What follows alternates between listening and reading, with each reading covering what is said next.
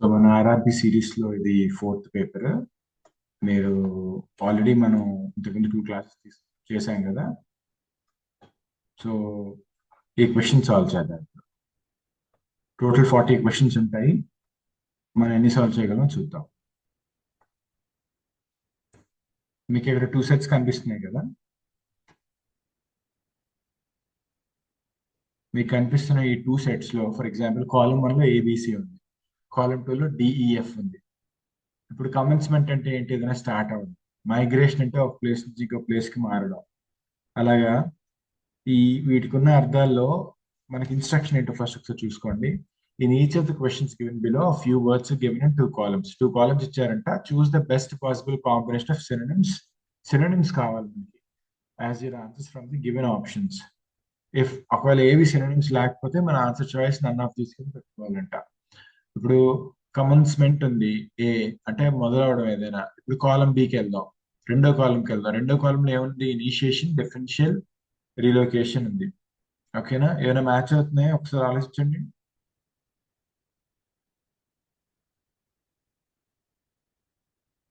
ఏమైనా మ్యాచ్ అవుతున్నాయా? లేదు కదా. కమెన్స్మెంట్ అంటే ఏదైనా మొదలవడం. రెండో దాంట్లోకి అయితే ఇనిషియేషన్ అన్నా కూడా మొదలవడమే. డిఫరెన్షియేషన్ అంటే వేరియేషన్ చూపించడం, డిఫరెన్స్ చూపించడం. సో ఏ డి ఒక పేరు అవుతున్నాయి కదా. మళ్ళా చూడండి క్లియర్ గా, మీకు ఇక్కడ క్లియర్ గా కనిపిస్తుంది దట్ ఇక్కడ ఈ కాలంలో ఇది, ఈ కాలంలో ఇది మ్యాచ్ అవుతున్నాయి.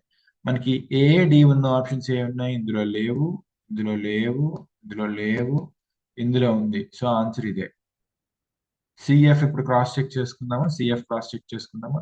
సి అంటే ఏంటి? మైగ్రేషన్, రిలోకేషన్, రెండు సినోనిమ్స్ కదా. మైగ్రేషన్ అంటే వలస వెళ్ళడం అంటారు కదా, ఒక ఊరు నుంచి ఇంకో ఊరికి, ఒక ప్రాంతం నుంచి ఇంకో ప్రాంతానికి వెళ్ళడం. సో ఆన్సర్ ఏంటండి? మనకి ఆన్సర్ ఏమొచ్చింది? డి వచ్చింది.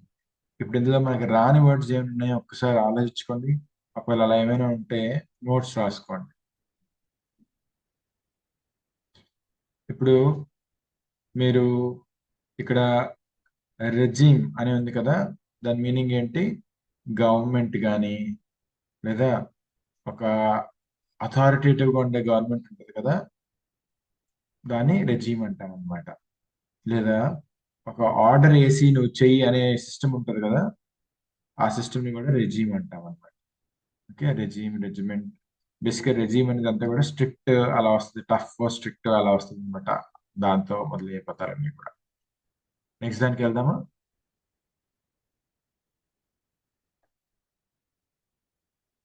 ఒకసారి చూడండి. In each question one word is given in bold and correspondence to that. 3 sentences are given in each containing that word. Choose the word depicting the sentences that have the correct usage of the word. ఆడేమంటాడంటే ఒక word ఉందంట, ఆ word ని 3 sentences లో వాడారంట. ఎక్కడ correct గా వాడారో చెప్పమంటున్నారు అన్నమాట. మనకి దాన్ని ఎక్కడ కరెక్ట్ గా వాడారో మనల్ని ఐడెంటిఫై చేయమంటున్నారు. సో ఇప్పుడు చూద్దాం. The singer twisted the audience with their emotional performance. మనం ఎమోషన్స్ ఎమోషనల్ పర్ఫార్మెన్స్ ఏదైనా టచ్ చేస్తామండి. ఏం చేస్తాం? టచ్ చేస్తాం. ఇక్కడ ఏం రావాలి? The singer touched the audience with her emotional performance అంటే ట్విస్టెడ్ రాదు. She twisted her ankle. Yes, మనం దెబ్బ తగిలించుకున్నప్పుడు ఏమంటాం? ఐ ట్విస్టెడ్ మై యాంకిల్ అంటాం అనమాట. అంటే దెబ్బ తగిలించుకున్నాను అని అర్థం. The plot of the novel took a twisted turn. ఇది మనకు అనిపించవచ్చు, సార్ ట్విస్ట్ అంటేనే టర్న్ కదా, మళ్ళా టర్న్ ఏంటి అనిపించవచ్చు. బట్ ఎస్, ఇంగ్లీష్ యూజెస్ లో ఇది ఉందండి. చాలా అన్ఎక్స్పెక్టెడ్ గా ఏదైనా జరిగితే స్టోరీలో, అప్పుడు మనం దీన్ని వాడచ్చు అనమాట. చాలా అన్ఎక్స్పెక్టెడ్ గా ఒక షాకింగ్ టర్న్. ఎవరైతే మంచి వాళ్ళు అనుకున్నామో వాళ్ళు చెడ్డ వాళ్ళని, లేకపోతే ఎవరైతే చెడ్డ వాళ్ళు అనుకున్నా వాళ్ళు మంచి వాళ్ళని కథలో ఒక పాయింట్ వస్తుంది కదా, అదొక ట్విస్టెడ్ టర్న్ అనమాట, ఒక అన్ఎక్స్పెక్టెడ్ థింగ్ అనమాట. అలా కాకుండా అక్కడ రోడ్లలో మనం వెళ్తా వెళ్తా ఉంటే సడన్ గా ఇలా టర్న్ వచ్చేస్తుంది. లేదా మనం ఇలా వెళ్తా ఉంటే సడన్ గా ఇక్కడితో రోడ్ ఎండ్ అయిపోయి మళ్ళీ ఇలా టర్న్ ఉంటుంది. ఇలా ఏదైనా దాన్ని కూడా ఫిజికల్ గా ట్విస్టెడ్ టర్న్ అంటాం. ఇది మెటఫోరికల్ గా ట్విస్టెడ్ టర్న్ అంటే ఒక కథలో చాలా సర్ప్రైజింగ్ ఎలిమెంట్ అనమాట. సో 2, 3 ఉన్నది ఏముంది? 2, 3 ఉన్నది ఏముంది? సో ఇది మన ఆన్సర్ అనమాట.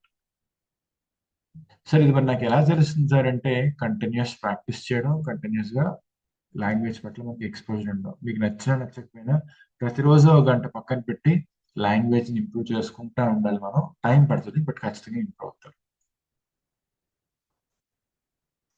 ఇప్పుడు సాల్వ్ చేయండి, చూడండి ఒకసారి. ఇంకర్షన్ అంటే ఏంటి? సడన్ గా ఏదైనా ఎక్కడికైనా చొరబడి వెళ్తే, అటాక్ చేస్తే, ఎవరైనా హార్మ్ చేసేలాగా వాళ్ళ టెరిటరీలోకి ఎంటర్ అయిపోతే దాన్ని ఆ, మనం ఇంకర్షన్ అంటాం అనమాట. ద సడన్ ఇంకర్షన్ ఎప్పుడు సడన్ గానే జరుగుతుంది. The sudden incursion of enemy forces into the border, కరెక్టే. సడన్ గా అలా చొరబడిదారులు అంటాం కదా, సడన్ గా అలా ఫోర్స్ తో వాళ్ళలోకి వెళ్ళిపోతే, వాళ్ళని అటాక్ చేయడానికి, ఎవరైనా అటాక్ చేయడానికి వెళ్తే దాన్ని ఇంకర్షన్ అంటాం. The company face an incursion of new competitors in the market. Sudden గా మార్కెట్ లో చాలా మంది కాంపిటీటర్స్ వచ్చారంట. The wildlife sanctuary is threatened by the incursion of illegal losses. మనకి మీరు చూసినట్టయితే అన్నిటిలో కూడా సడన్ గా వచ్చాయి అనే అర్థం ఉంది కాబట్టి అన్నిటిలో కూడా అది కరెక్టే అన్నమాట, ఎక్కడ కూడా తప్పు లేదు. సో ఆల్ కరెక్ట్ మనం ఆన్సర్ పెట్టుకుంటాం. సో నాకు ఎలా తెలుస్తుంది సార్ అంటే, ఆ వర్డ్ ఇంతకు ముందు అయినా చూసి ఉండాలి, విని ఉండాలి, దాన్ని వాడకం మీద బేసిక్ అవగాహన ఉండాలి. సరే ఇలా నాకు వెళ్ళని తెలియాలి సార్ అంటే, రోజు మనం ప్రాక్టీస్ చేసుకుంటా ఉంటే, మన ఒక రోజు ఒక 10-15 వర్డ్స్ మనం అలా ప్రాక్టీస్ చేసుకుంటా ఉంటే, చేయగా చేయగా ఆ వర్డ్స్ రిపీట్ అవుతా ఉంటాయి. ఆ తర్వాత మనకి గెస్ చేసే కెపాసిటీ కూడా పెరుగుతుందండి. రాను రాను మనం ఇలాంటి వర్డ్స్ చూడగా చూడగా మనకు కూడా అంచనాగా గెస్ చేసే కెపాసిటీ కూడా బాగా పెరుగుతుంది అనమాట. చూడండి ఇప్పుడు, in each of the questions given below, okay, given below a few words are given in 2 columns, choose the best possible combination of antonyms అన్నాడు. గుర్తుపెట్టుకోండి, సినోనిమ్స్ అడుగుతాడు, యాంటనిమ్స్ అడుగుతాడు. మనం కరెక్ట్ గా చూసుకోవాలి, చాలా ఇంపార్టెంట్ పాయింట్. మనం కంగారులో ఎగ్జామ్ ప్రెషర్ లో సినోనిమ్స్ అని ప్రతిసారి అనుకుంటాం, అలా కాదు. వాళ్ళు సినోనిమ్స్ అడిగితే సినోనిమ్స్, యాంటనిమ్స్ అడిగితే యాంటనిమ్స్ అన్నమాట.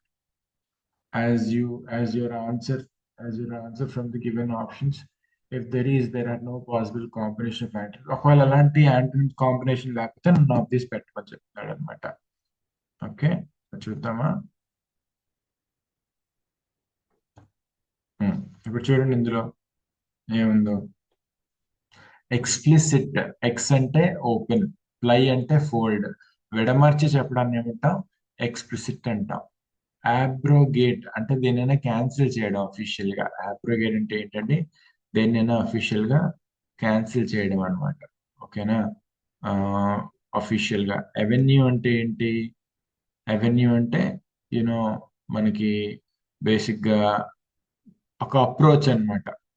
ఒక దేనైనా ఏదైనా వెళ్ళడానికి మార్గం అన్నట్టు అనమాట. దారి, మార్గం, లోపలికి వెళ్ళడం అన్నట్టు అనమాట. సో ఎక్స్ప్లిసిట్ అంటే విడమర్చి, అప్లికేట్ అంటే క్యాన్సిల్ చేసి, అవెన్యూ అంటే ఒక దారి అన్నట్టు. సో ఇప్పుడు మనం చూద్దాం ఆన్సర్ ఏమవచ్చు. ఆ, ఇది క్యాన్సిల్ చేయడం, ఇది సపోర్ట్ చేయడం. దేన్నైనా రెండు ఆపోజిట్స్. ఎండార్స్ అంటే దీనిని సపోర్ట్ చేయడం, అప్లికేట్ అంటే దీనిని క్యాన్సిల్ చేయడం. ఇంకేమున్నాయి జాగ్రత్త చూడండి. అవెన్యూ అంటే దేనికైనా దారి, దారి ఉండడం, దారికి వెళ్ళడం, అటువైపుగా మనకు అవకాశాలు రావడం, ఇలాంటి వాటికి అవెన్యూ అంటాం. బట్ దీనికి ఆపోజిట్ ఇది బ్యారియర్. ఓకేనా, మిగిలిపోయింది అంటే సివిల్ కి ఎక్స్ప్లిసిట్ కి ఎలాంటి సంబంధం లేదు. ఎక్స్ప్లిసిట్ అంటే విడమర్చి. సో మనకు ఆన్సర్స్ ఎక్కడ ఉన్నాయి? ఇందులో ఉన్నాయి. మళ్ళీ చెప్తున్నా, ఎక్స్ప్లిసిట్ అంటే విడమరిచి అని అర్థం. అబ్రోగేట్ అంటే దీనిని అఫీషియల్ గా క్యాన్సిల్ చేయడం. అవెన్యూ అంటే దారి అన్నట్టు, మార్గం అన్నట్టు, ఆ, ఒక ఓపెన్ ప్లాట్ఫామ్ అన్నట్టు. ఇలా చాలా అర్థాలు వస్తూ ఉంటాయి సందర్భాన్ని బట్టి. బ్యారియర్ అనేది దేనికి ఆపోజిట్ అండి? అవెన్యూకి ఆపోజిట్ అనుకోవచ్చు. ఇక్కడ మనకి ఎగ్జాక్ట్ ఆపోజిట్ కాదండి. యాంటోనిమ్స్, సినోనిమ్స్ అంటే ఏంటి, దానికి కొంచెం ఆపోజిట్ గా ఏది అతి ఎక్కువగా ఆపోజిట్ గా ఉంది, ఏది అతి ఎక్కువ దగ్గరగా ఉన్నది అనేది సినోనిమ్, యాంటోనిమ్ అనే కాన్సెప్ట్ అనమాట. అదేంటి కదా, నెక్స్ట్ దానికి వెళ్దామా.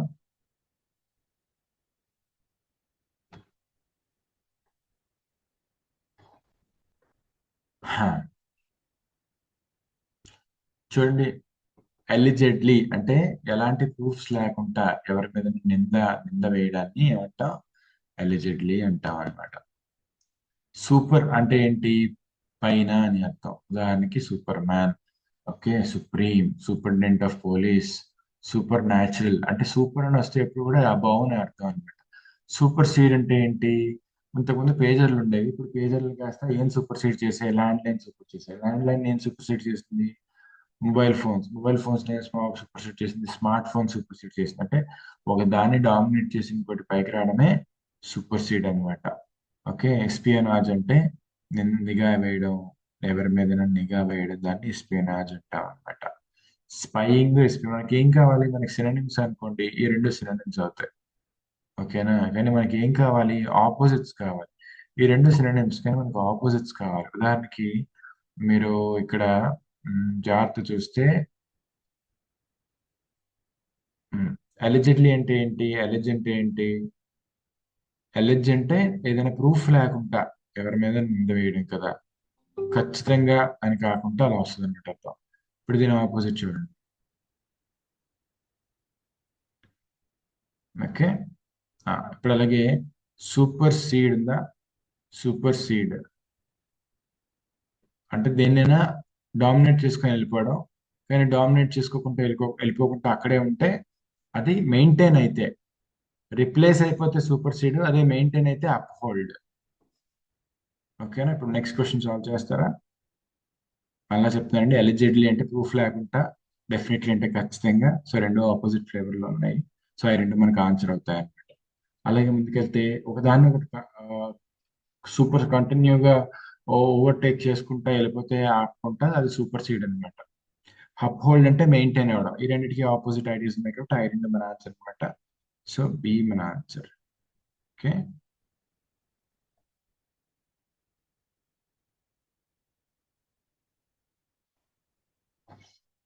ఇప్పుడు సాల్వ్ చేస్తారా? 1 minute టైం తీసుకొని.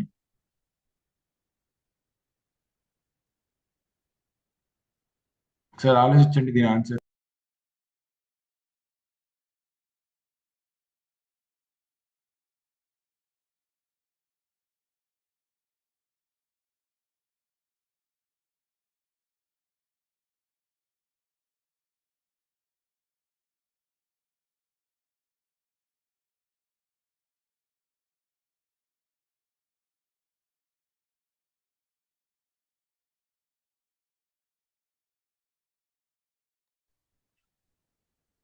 చూసారా?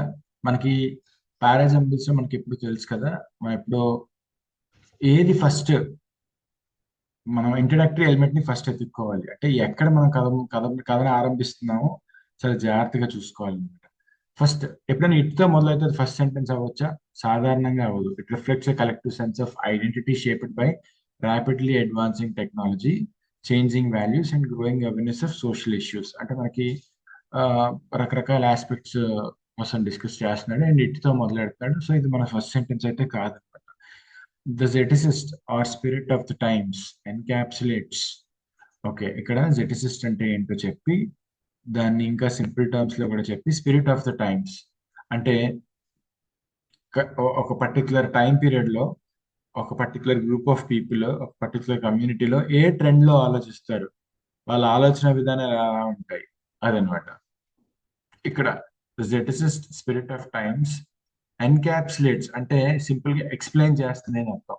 The predominant culture, intellectual, moral climate of an era. దీని అర్థం ఏంటంటే అండి, ఇప్పుడు గత 10 సంవత్సరాలుగా మన ఇక్కడ లెట్సే ఆంధ్రప్రదేశ్ లో జనాల మైండ్ సెట్ కలెక్టివ్ గా ఎలా ఉంది, వాళ్ళ కల్చర్ పట్ల వాళ్ళ ఒపీనియన్ ఎలా ఉంది, పొలిటికల్ పట్ల వాళ్ళ అభిప్రాయాలు ఉన్నాయి, కలెక్టివ్ గా వాళ్ళ బిహేవియర్ ఎలా ఉంది, కలెక్టివ్ గా వాళ్ళ ఓటింగ్ ప్యాటర్న్ ఎలా ఉంది, కలెక్టివ్ గా వాళ్ళు సెలబ్రేట్ చేసుకునే ప్యాటర్న్ ఏంటి, ఇలా కలెక్టివ్ గా జనాలకి ఉండే ఆ మైండ్ సెట్ ఉంటుంది కదా ఒక పర్టికులర్ పీరియడ్ ఆఫ్ టైంలో, దాన్నే జెటిసిస్ట్ అంటారని ఇంట్రడ్యూస్ చేశాడు ఇక్కడ. అలా ఇంట్రడ్యూస్ చేశాడు కాబట్టి ఒక కాన్సెప్ట్ ని, ఇది వన్ అవ్వడానికి అవకాశాలు ఉన్నాయి. Okay, in this evolving landscape అనేది కంటిన్యూషన్ ఆఫ్ అన్ ఐడియా కాబట్టి ఇది వన్ కాదు. ఇది ఇటుతో స్టార్ట్ అవుతుంది కాబట్టి ఇది వన్ కాదు. As society embraces new ideas and adapts to emerging trends, the collective consciousness undergoes continuous transformation. ఇది కూడా ఫస్ట్ సెంటెన్స్ అవ్వడానికి అవకాశం ఉంది. కానీ ఇక్కడ యాజ్ సొసైటీ ఎంబ్రేసెస్ అన్నారు కాబట్టి ఇది కూడా ఒక కంటిన్యూషన్ అయ్యి ఉంది కాబట్టి మనం ఒకసారి ఆలోచించాలి. ప్లస్ అండర్స్టాండింగ్ ద జెడ్, ఇది ఖచ్చితంగా ఆల్రెడీ మొదటిసారి ఇక్కడ చెప్పాడు, రెండోసారి ఇక్కడ చెప్తున్నాడు. ఇక్కడ ఏంటో ఒక పాయింట్ మనం జాగ్రత్త చూసుకోవాలి. సాధారణంగా కంక్లూషన్స్ కి ఇలా వస్తాయి అనమాట. thus therefore as a ఇలా బేసిక్ గా thus therefore finally ఇలాంటి కంక్లూజన్లు వస్తాయి. సో ఫర్ నౌ మన 180 అండి బి. ఎందుకు? కాన్సెప్ట్ ని ఇంట్రడ్యూస్ చేసాం, దీన్నే రిఫర్ చేస్తూ మళ్ళా దీన్నే రిఫర్ చేస్తూ అది ఏంటో ఫర్దర్ గా ఎక్స్ప్లెయిన్ చేస్తూ చూడండి ఇక్కడ ఏమన్నాడు predominant culture, okay, intellectual, okay, moral climate of an era. Basic గా ఒక పర్టికులర్ టైం పీరియడ్ లో జనాలు ఎలా ఉంటారు, కరెక్టివ్ గా ఎలా ఆలోచిస్తారు, అందరికీ ఒకే ఆలోచన ఎలా ఉంటుంది, అదే ఆలోచన ఇప్పుడు చెప్పొచ్చండి. కలెక్టివ్ సెన్స్ ఆఫ్ ఐడెంటిటీ, అదే ఆలోచన చెప్తున్నారు. Shaped by rapidly advanced technology, changing values. So basic గా ఇదే ఐడియాని కొంచెం ఫర్దర్ గా అడ్వాన్స్ చేసి ఇక్కడ చెప్తున్నారండి. సో టూ ఏంటి, ఏ, ఓకే. హా. సో ఆ చేంజ్ కోసం మళ్ళీ ఎక్కడ మాట్లాడతాం మనం, మిగిలిపోయినవి ఏంటి, సిడిఏ. మనం సిని డిని జాగ్రత్తగా గమనిద్దాం. డి కంక్లూజన్ అవ్వచ్చు ఎందుకంటే తస్ ఉంది కాబట్టి. As a result, finally, in conclusion, ఇలాంటి ఇండికేటర్స్ వస్తే మనకి కంక్లూజన్ కదా. సో జాగ్రత్తగా చూసుకుంటే మన ఈ లాస్ట్ అనుకుంటే పొరపాటు, ఫర్ ఎగ్జాంపుల్ 1 2, మనం మొత్తం 5 ఉన్నాయి, దీన్ని 5 వేసుకున్నాం. ఇప్పుడు ఇన్ని రెండిట్లో ఏది 3 ఏది 4 మీరు చూసుకోండి. ఇన్ దిస్ ఇవాల్వింగ్ ల్యాండ్స్కేప్, ఈ పాయింట్ జాగ్రత్తగా గుర్తుపెట్టుకోండి. ఇన్ దిస్ ఇవాల్వింగ్ ల్యాండ్స్కేప్, ఇది చూడండి ఇప్పుడు. As society embraces new ideas and adapts to emerging trends, ego adapting to emerging trends అంటే కొత్త కొత్త వాటికి మనం యూనో ఇవాల్వ్ అవ్వడం, అడాప్ట్ అవ్వడం, కొత్త కొత్త వాటికి మనం అలవాటు పడడం. ఫర్ ఎగ్జాంపుల్ సడన్ గా మనకు ఆన్లైన్ క్లాస్ వచ్చే దానికి మనం అలవాటు పడతాం, సడన్ గా అంతా కూడా ఆన్లైన్ వెళ్ళిపోయిన దానికి మనం అలవాటు పడడం, సడన్ గా ఫోన్ పిలిచిన దానికి మనం అలవాటు పడడం. The collective consciousness undergoes continuous transformation. జాగ్రత్త చూడండి, కంటిన్యూస్ ట్రాన్స్ఫర్మేషన్. ఈ ట్రాన్స్ఫర్మేషన్ అనే పదానికే ఈ ఐడియా ఇక్కడి నుంచి మనం తీసుకొచ్చి ఇక్కడ చెప్పాడు. ఇన్ దిస్, దిస్ అన్నాడంటే గుర్తుపెట్టుకోండి, దానికోసం ఆల్రెడీ చెప్పాడు. ఎక్కడ చెప్పాడు, ఇక్కడ చెప్పాడు. సో అందుకనే ఇది 3 అవుతుంది, ఇది 4 అవుతుంది. కంక్లూజన్ చెప్తున్నాడు కాబట్టి, తజ్ అని కంక్లూజన్ చెప్తున్నాడు కాబట్టి ఇది 5 అవుతుంది. మనకి ఆన్సర్స్ వచ్చాయండి ఇక్కడ. ఓకే, క్లియర్ గా మళ్ళా చెప్తున్నాను. ఫస్ట్ కాన్సెప్ట్ ఏంటి, అసలు జెటిసిస్ట్ అంటే ఏంటో, ఒక పర్టికులర్ టైం పీరియడ్ లో జనాల మైండ్ సెట్ ఎలా ఉంటుందో అది ఇంట్రడ్యూస్ చేశాడు ఇందులో, బిలో. దాన్నే ఫర్దర్ గా కొంచెం ఇట్ అని చెప్పి రిఫర్ చేస్తూ కొంచెం ఎలాంగేట్ చేశాడు, ఎలాబరేట్ చేశాడు అక్కడ 2లో. అంత వద్ద ఆ ఐడియాని తీసుకెళ్లి దేనికి కనెక్ట్ చేశాడు, కొత్త ఐడియాస్ కి సొసైటీ ఎలా మారుతుంది, కంటిన్యూస్ గా ట్రాన్స్ఫార్మ్ అవుతుంది అని డీలో చెప్పాడు. అదే ట్రాన్స్ఫర్మేషన్ కోసం ఇన్ దిస్ అని చెప్పి ఎప్పుడైనా మనకి ఇలా హింట్ ఇస్తాడనమాట. చెప్పింది మళ్ళీ రెండోసారి చెప్పడానికి ఇలా హింట్ ఇస్తారనమాట. అలాగే ఇక్కడ చూడండి, ఇక్కడ ఇట్టించి హింట్ ఇచ్చాడు. సో మనం ఒకసారి ఇచ్చిన ఆప్షన్స్ చాలా జాగ్రత్తగా చూసుకుంటే, ఫర్ ఎగ్జాంపుల్ మనకి ఇచ్చిన ఆప్షన్స్ జాగ్రత్త చూసుకుంటే మీరు, which of the following sentence, first sentence అంటే మనకు తెలుసు కదా. ఫస్ట్ సెంటెన్స్ ఇక్కడ బి అన్నమాట, తెలుసు కదా. Which of the following sentence second sentence ఏంటి మనం చూసాం కదా. సెకండ్ సెంటెన్స్ ఏంటి, ఏ, చూసాం కదా, ఇట్తో రిఫర్ చేశాడు. తర్వాత ఫోర్త్ సెంటెన్స్ ఏంటి మనం చూసాం కదా. 3 4 ఏమైనా చూసాం కదా. ఓకే, 3 4 మనం ఏమైనా చూసాం కదా. సో ఇక్కడ మనకి ఏమవుతుంది అంటే ఫోర్త్ సెంటెన్స్ అంటే సి అవుతుంది. ఫోర్త్ సెంటెన్స్ అంటే సి అవుతుంది. హా. ఇప్పుడు మనకి ఆర్డర్ లో చూడండి, మనకి మొదటి సెంటెన్స్ బీతో మొదలైంది కదా. బీతో ఎన్ని ఉన్నాయి మీరు చెప్పండి. బీతో 2 ఉన్నాయి కదా. బీతో ఎన్ని ఉన్నాయండి, ఇదొకటి, ఇదొకటి. ఇప్పుడు మీరు చూడండి బిసిబిఏ, మనకి ఏమొచ్చింది, బిఏ వచ్చింది కదా. మన ఆప్షన్స్ నుంచి కూడా వెళ్ళి సాల్వ్ చేసుకోవచ్చు. ఇక్కడ కూడా ఈతో ఎండ్ చేశాడు, ఇక్కడ కూడా ఈతో ఎండ్ చేశాడు. సో మనకి ఎప్పుడు కూడా గుర్తుపెట్టుకోండి, దగ్గరగా ఇచ్చే ఆప్షన్స్ ఏవైతే ఉంటాయో అది మన ఆన్సర్ అవుతుంది సాధారణంగా. ఓకే, ఇది బీతో మొదలు పెట్టాడు, ఇది ఈతో ఎండ్ చేశాడు, బీతో మొదలు పెట్టాడు, ఈతో ఎండ్ చేశాడు. సో ఈ రెండిట్లో ఖచ్చితంగా ఆన్సర్ అవుతుంది అని కూడా గెస్ చేయొచ్చు మనం. ఇప్పుడు మనకి బి తర్వాత ఏమి ఇచ్చాడండి, మనకి బి తర్వాత క్లియర్ గా ఏ ఇచ్చాడు కదా. అందుకనే ఆన్సర్ మనకి సి అన్నమాట. Okay,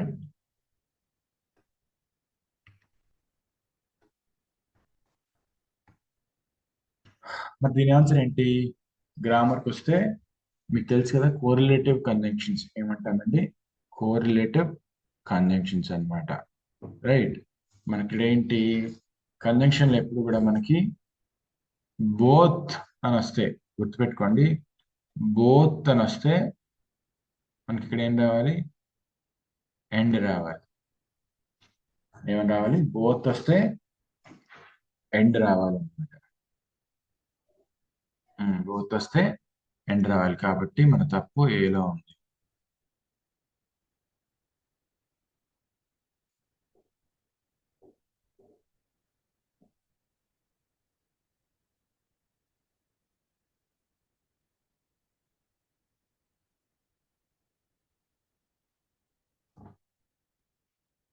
So that I'm looking forward to explain. I'm looking forward to examine.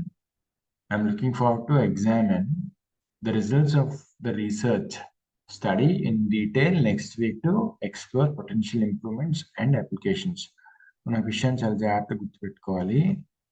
ఇక్కడ లుకింగ్ ఫార్వర్డ్ టు అని వస్తే ఎప్పుడైనా ఏమని వస్తే లుకింగ్ ఫార్వర్డ్ టు అని వస్తే పక్కనే ఉన్న వర్బ్కి ఐఎన్జి రావాలి. ఏం రావాలి? ఏం రావాలి? లుకింగ్ ఫార్వర్డ్ టు అని వస్తే పక్కన ఉన్న వర్బ్కి ఏం రావాలి? ఐఎన్జి రావాలి. ఓకేనా? సో అందుకని ఎర్రర్ ఎక్కడ ఉంది? బిలో ఉంది.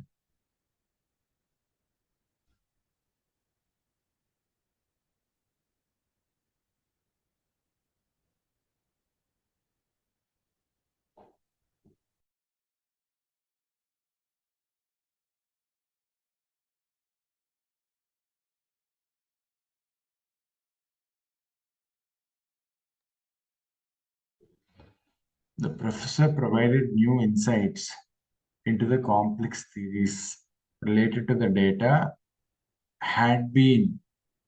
సో ఇక్కడ మనం ప్యాటర్న్ చాలా జాగ్రత్తగా గమనిస్తే ఎప్పుడు కూడా సెంటెన్స్ లో హ్యాడ్ వి బీన్ అనేది క్వశ్చన్. హ్యాడ్ వి బీన్ అనేది క్వశ్చన్. మనకి ఇది క్వశ్చన్ కాదు కదా. ఇక్కడ క్వశ్చన్ అయితే క్వశ్చన్ మార్క్ ఉండాలి. ఇక్కడ క్వశ్చన్ అయితే క్వశ్చన్ మార్క్ ఉండాలి. ఇది ఒక స్టేట్మెంట్ కదా. స్టేట్మెంట్ అనేప్పుడు హ్యాడ్ వి బీన్ ఉండదు. ఏముంటది? రివర్స్ చేసుకుంటే subject helping verb we had been ఉంటుంది. ఏముంటది? వి హ్యాడ్ బీన్ అని ఉంటుంది అనమాట. సో ఇందులో ఉంది మిస్టేక్. మళ్ళా చెప్తానండి. డిడ్ యూ గో అనేది క్వశ్చన్. డిడ్ యూ గో అనేది డిడ్ యూ గో అనేది క్వశ్చన్. మనకి ఇక్కడ క్వశ్చన్ లేదు, స్టేట్మెంట్ ఉంది. స్టేట్మెంట్ ఉంది కాబట్టి డిడ్ యూ కాదు, డిడ్ యూ గో కాదు, ఐ వెంట్ అని వస్తుంది. వస్తుంది ఐ వెంట్, యూ వెంట్ అలా వస్తుంది అనమాట.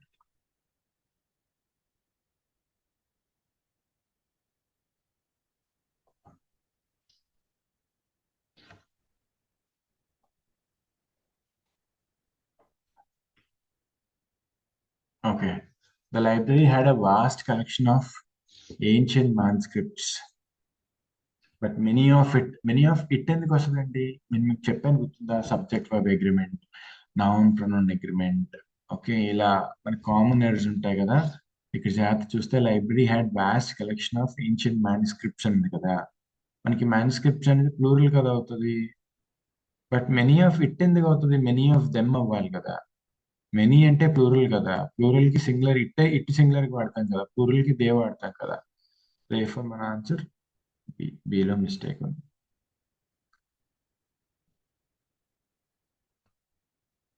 The recovery from the economic downturn happened as slowly as it does. ఇప్పుడు మీరు చూడండి, ఒక సెంటెన్స్ లో ఎప్పుడైనా ప్రెసెంట్ అయితే అంత ప్రెసెంట్, పాస్ట్ అయితే అంత పాస్ట్ ఉండాలి. The recovery from the economic downturn happened అనేది పాస్ట్ కదండి. ఇక్కడ డిలేడ్ అనేది పాస్ట్ కదా. అంతా కూడా పాస్ట్ లో ఉన్నప్పుడు ఇది ఎందుకు ప్రెసెంట్ లో ఉంది? మీకు అర్థమైందా?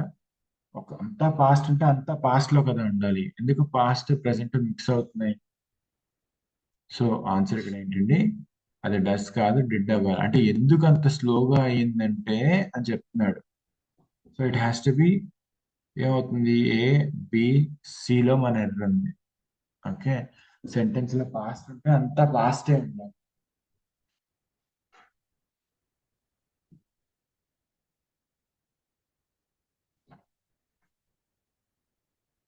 దీన్ని సాల్వ్ చేయండి, ఒకసారి చదవండి. సో దీన్ని జాగ్రత్తగా చదవండి.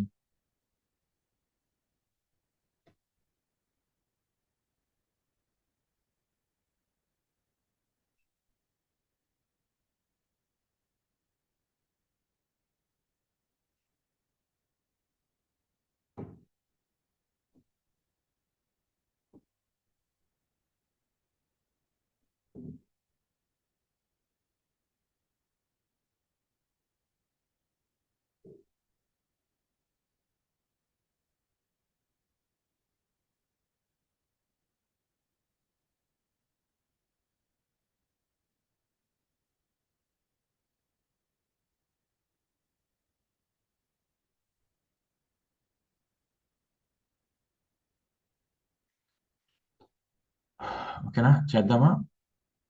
అసలు ప్యాసేజ్ ఏంటో ఫస్ట్ అర్థం చేసుకుందాం. India's push for interest rate cuts is under threat as inflation dash. So బేసిక్గా ఇన్ఫ్లేషన్ అంటే ఏంటి, మీ అందరికీ సురేష్ సార్ ఎక్స్ప్లెయిన్ చేసే ఉంటారు కదా. మనీ ఫ్లో ఎఫెక్ట్ అయినప్పుడు బేసిక్గా దాన్ని ఇన్ఫ్లేషన్ అంటాం కదా. ఇంకా డీప్గా వెళ్ళదలుచుకోలేదు, my GK knowledge is limited. I'm sure Suresh sir మీకు చాలా వీడియోస్లో ఎక్స్ప్లెయిన్ చేశారు ఇన్ఫ్లేషన్ అంటే ఏంటో అద్భుతంగా. India's push for interest rate cuts, banks interest rate ఇస్తాయి కదండి. అవి ఇంట్రెస్ట్ రేట్ ఇప్పుడు నేను 100 రూపాయి వడ్డీకి ఇచ్చేది పావుల వడ్డీకి ఎంతకు ఇస్తాను అనమాట. అప్పుడు అలా ఇస్తే ఏమవుద్ది, మార్కెట్లో అందరూ కూడా తక్కువ వడ్డీ కాదని ఎక్కువ వ్యాపారాలు చేసుకొని ఎక్కువ సేల్ చేసుకొని అలా మార్కెట్లో పుష్ వస్తుంది అనమాట. India's push for interest rate cuts is under threat. బేసిక్గా ఇంట్రెస్ట్ రేట్ కట్ చేస్తుంది దేనికి, ఇన్ఫ్లేషన్ కంట్రోల్ అవడానికి. బట్ ఇన్ఫ్లేషన్ కి దానివల్ల ఒక ఇష్యూ వస్తుందంట. ఏమవుతుందంట, యాజ్ ఇన్ఫ్లేషన్ డాష్. ఇన్ఫ్లేషన్ పెరిగిపోతే ప్రాబ్లం కదా, ఇన్ఫ్లేషన్ తగ్గితే మనకు ప్రాబ్లం లేదు, ఇన్ఫ్లేషన్ పెరిగిపోతే ప్రాబ్లం. సో ఇక్కడ పెరిగిపోతే అని అర్థం రావాలన్నమాట. నాకెలా తెలుసు, ఇక్కడ మీకు థ్రెట్ అన్నాడు అంటే థ్రెట్ అంటే ఏంటి, మనకి ప్రమాదం అంట, ప్రమాదం అంట. ఓకేనా, సో ఇక్కడ పెరిగిపోతుంది అని అర్థం. ఇంకోటి షార్ప్లీ అని ఇచ్చాడు, అంటే షార్ప్ అంటే చాలా పెరిగిపోతుంది అని చెప్తున్నాడు అనమాట. Driven by rising food and fuel prices. ఈ ప్రైసెస్ అవన్నీ బాగా పెరిగిపోవడం వల్ల ఓకే ఏమవుతుందంట, విపరీతంగా ఇన్ఫ్లేషన్ పెరిగిపోతుందంట. దాని expected spike has complicated the reserve bank India's balancing act between supporting economic growth and controlling inflation. So బేసిక్గా వీళ్ళు ఏం చేస్తారంటే, వరల్డ్ బ్యాంక్ ఆఫ్ ఇండియా వాళ్ళు ఇన్ఫ్లేషన్ ఎప్పటికప్పుడు బ్యాలెన్స్ చేయడానికి ట్రై చేస్తారంట. ఇంట్రెస్ట్ రేట్స్ పెంచడం తగ్గించడం ద్వారా దాన్ని బ్యాలెన్స్ చేయడానికి ట్రై చేస్తూ ఉంటారంట. While industry bodies have been dash for lower borrowing cost to boost investment in demand, the central bank may now delay rate cuts to dash further inflation. అంటే ఇంకా further గా ఇంకా రాబోయే ఇన్ఫ్లేషన్ ని తగ్గించడానికి cuts to dash. Okay, okay, ఇక్కడ stop అనే word వాడుతున్నాను చూడండి, స్టాప్, స్టాప్. ఇప్పుడు చూడండి, ఇప్పుడు దీని చదివి అర్థం చేసుకోండి. ఫర్దర్ గా రాబోయే ఇన్ఫ్లేషన్ ని ఇంకా ఆపడానికి ఇక్కడ ఏమొస్తుందంటే, ఇక్కడ ఇంక్రీజ్ అనే వర్డ్ వస్తుంది, ఇక్కడ ఇంక్రీజ్ అనే వర్డ్ వస్తుంది, ఇక్కడ స్టాప్ అనే వర్డ్ వస్తుంది. నాకు ఎలా తెలుస్తుంది అది, మీరు చూడండి, మీరు జాగ్రత్త చూడండి. India's push for interest rate cuts is under threat. ఏదో ప్రాబ్లం ఉంది, ఎందువల్ల, ఇన్ఫ్లేషన్ పెరిగితే ప్రాబ్లం, తరిగితే ప్రాబ్లం. పెరిగితే ఇన్ఫ్లేషన్ అనేది చెడ్డది కాబట్టి, నెగిటివ్ ఐడియా కాబట్టి పెరిగితే, సో ఇంక్రీజ్ అనే వర్డ్ వస్తుంది. ఆ షార్పీ అని కూడా ఇచ్చాడంటే చాలా ఎక్కువ షార్ప్ గా పెరిగిపోతుందని అర్థం. Driven by rising food and fuel prices. అంటే ఇప్పుడు ఫుడ్ ప్రైసెస్ బాగా పెరిగిపోయి, ఫ్యూయల్ ప్రైసెస్ పెరిగిపోయి, ఈ ప్రైస్ అన్ని పెరిగిపోతే ఇన్ఫ్లేషన్, ఇన్ఫ్లేషన్ అంటేనే పెరగడం కదా.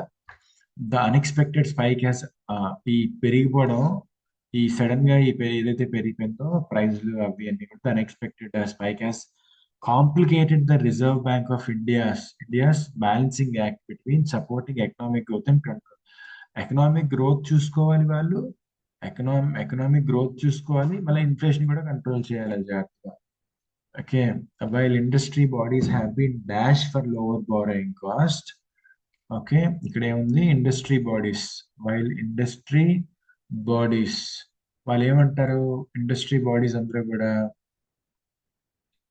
ఓకే సపోర్ట్ చేస్తారు, తక్కువ ఇంట్రెస్ట్, తక్కువ రేటుకి మాకు ఇంట్రెస్ట్ ఇవ్వండి అని చెప్పి వీళ్ళందరూ కూడా దాని గురించి పాజిటివ్ గా ఉంటారు అనమాట. ఇండస్ట్రీ బాడీస్ అంటే చూడండి, ఇప్పుడు ఫర్ ఎగ్జాంపుల్ మనకి మార్కెట్ లో బట్టలు మ్యానుఫ్యాక్చర్ చేసే వాళ్ళు ఉంటారు, ఫోన్లు మ్యానుఫ్యాక్చర్ చేసే వాళ్ళు ఉంటారు, రకరకాలు ఉంటారు. వీళ్ళందరూ దేన్ని సపోర్ట్ చేస్తారు, తక్కువ ఇంట్రెస్ట్ కి లోన్స్ ఇవ్వడానికి సపోర్ట్ చేస్తారు వాళ్ళు. అలాగే కదా బిజినెస్లు పెరుగుతాయి.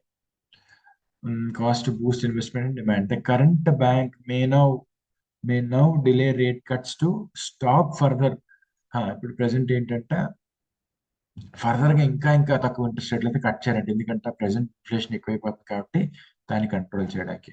ద ఆర్బిఎస్ కాషియస్ స్టాన్స్ అంటే మరి తీసుకున్న నిర్ణయం, పొజిషన్ ఏదైతే ఉంటుందో దాన్ని స్టాన్స్ అంటాం అనమాట.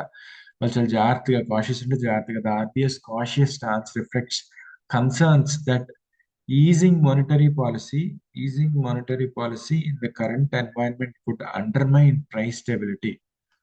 ఆర్బిఐ ఏమంటుందంటే, ఇప్పుడు గనక ఆ, ఈ పాలసీస్ అన్ని స్ట్రిక్ట్ గా కాకుండా కొంచెం ఈజీగా ఉంచితే ఉన్న ప్రాబ్లం మరింత పెరిగే సందర్భం ఉందంట. అండర్మైన్ అంటే దేన్నైనా వీక్ చేయడం అనమాట. అండర్మైన్ అంటే additionally global uncertainties including volatile oil prices and geopolitical tensions add to the dash decision making. అంటే ఆల్రెడీ ఏదైతే ప్రాబ్లం ఉందో ఆ ప్రాబ్లం కి మరింత ఇంకా కూడా ప్రాబ్లం యాడ్ అవుతుందంట. ఉన్న ప్రాబ్లం కి ఇంకా ప్రాబ్లం యాడ్ అవుతుందంట. With inflation exceeding comfort levels, with inflation exceeding comfort levels అంటే బేసిక్ గా ఇన్ఫ్లేషన్ బాగా పెరిగిపోతుంది. The central bank May opt to keep rate study. The central bank May opt to keep rates study. Okay. So with inflation exceeding comfort levels the central bank May opt to keep rate study. So బేసికల్ గా మరీ ఎక్కువైపోతుంది కాబట్టి ఇప్పుడు inflation వీళ్ళు దీన్ని prioritise చేసుకున్నారంట. Stability చేయడాన్నే, inflation పెరగకుండా దాన్ని స్టెబిల్ చేయడమే ప్రయారిటీగా చేసుకున్నారంట. గ్రోత్ కన్నా అంటే గ్రోత్ ప్రయారిటీ వచ్చిందనమాట వీళ్ళకి. నీకు ఇప్పుడు గ్రోత్ ఇంపార్టెంట్, ప్రెసెంట్ బాగా పెరిగిపోయి ఇన్ఫ్లేషన్ కంట్రోల్ చేయడం ఇంపార్టెంట్ అంటే వాళ్ళ ప్రయారిటీ ఏంటి? ప్రెసెంట్ ఇన్ఫ్లేషన్ ని కంట్రోల్ చేయడమే ప్రయారిటీ పెట్టుకున్నారంట. This scenario highlights the delicate trade off between promoting economic recovery and ensuring inflation. ఇప్పుడు వీళ్ళకి ఎప్పుడు ఆ కాన్ఫ్లిక్ట్ అనమాట. గ్రోత్ చూసుకోవాలా, ఇన్ఫ్లేషన్ పెరగకుండా చూసుకోవాలా అనేది remains under control. Dash a challenge. So ఇది ఒక పెద్ద ఛాలెంజ్ అనమాట. ప్రాబ్లం ఉన్న ఫినాన్షియల్ ప్రాబ్లం పెద్ద అయిపోకుండా చూసుకోవాలా, జాగ్రత్తగా ప్రాబ్లం పెరగకుండా ఒక పక్క మార్కెట్ గ్రోత్ చూసుకోవాలనేది ఆర్బీఐకి ఎప్పుడు ఒక పెద్ద సవాలుగా ఉంటుందంట. మనం ఉన్న ఆప్షన్స్ ని చాలా జాగ్రత్తగా గమనిద్దాం, మనకి ఈజీగా అర్థం అవుతుంది కాంటెక్స్ట్ లో.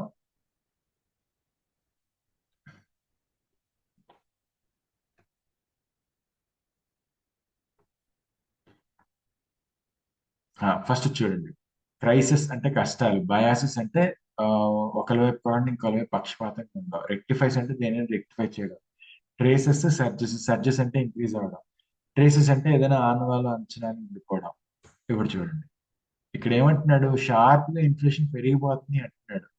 సో మనకున్న ఆప్షన్స్ లో పెరగడానికి రిఫర్ చేస్తున్న వర్డ్ ఏంటి? Surges.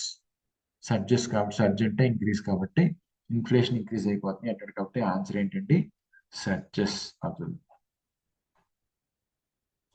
Which of the following words will fit in the given blank. ఇక్కడ చూడండి, హ్యూమిలేటింగ్. హ్యూమిలేటింగ్ అంటే అలా కూడబెట్టుకొని పైకి వెళ్ళిపోవడం. హ్యూమిలేటింగ్ అంటే ఏంటి? అలా కూడబెట్టుకొని, మీకు తెలుసు కదా కూడబెట్టడానికి హ్యూమిలేటింగ్ అంటారు. అడ్వకేటింగ్ అంటే సపోర్టింగ్ అండి, గుర్తుపెట్టుకోండి. అడ్వకేటింగ్ అంటే ఏంటి? సపోర్టింగ్ అన్నమాట. అడ్వకేటింగ్ అంటే సపోర్టింగ్. ఇన్నోవేటింగ్. ఇన్నోవేటింగ్ అంటే ఏదైనా కొత్తగా చేయడం. యాక్టివేటింగ్ అంటే దేనైనా యాక్టివేట్ చేయడం. రీగ్రాంటింగ్ అంటే మళ్ళా దేనైనా గ్రాంట్ చేయడం. ఇప్పుడు మీరు ఇక్కడ చూడండి, ఇక్కడ మనకు ఆప్షన్ ఏముందంటే, ఇక్కడ జాగ్రత్తగా చూస్తారు మీరు, supporting economic growth and controlling inflation. తర్వాత while industry bodies have been dashed for lower borrowing cost to boost investment demand, the central bank may now delay rate cuts. అంటే ఇక్కడ చూడండి, ఇక్కడ పాజిటివ్ ఫర్దర్ గా ఫాలోడ్ బై ఇట్ నెగిటివ్ అనమాట. మళ్ళా చెప్తున్నా, while అని ఎప్పుడైనా వస్తే మనకి ఒకటి పాజిటివ్ ఉంటుంది, ఒకటి నెగిటివ్ ఉంటుంది కదా. వైల్ తో వస్తే ఇలా, ఎక్కడ మన కామా ఎక్కడ వచ్చింది చూడండి, ఇక్కడ కామా వచ్చింది, ఇక్కడ వరకు అంతా కూడా పాజిటివ్. ఆ తర్వాత ఇక్కడ నుంచి కొంచెం నెగిటివ్. ఏంటి రెండో part? The central bank may now delay the rate cuts. అంటే రేట్ కట్స్ ఫర్దర్ గా ఇంకా చేయకపోవచ్చు అంట. ఇంట్రెస్ట్ రేట్లు తగ్గించడం అనేది ఇది కొంచెం ఫర్దర్ గా తగ్గించడం అనేది నెగిటివే కదా, ఇది పాజిటివ్ అనమాట.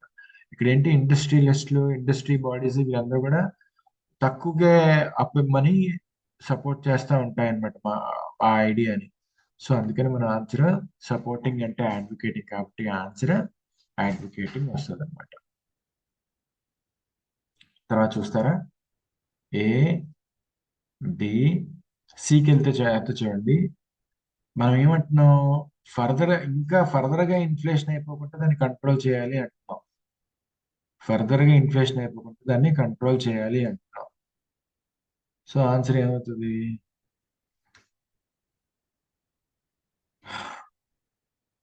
ఏమవుతుంది? కంట్రోల్ చేయడాన్ని ఏమంటాం? షేక్ అంటామా?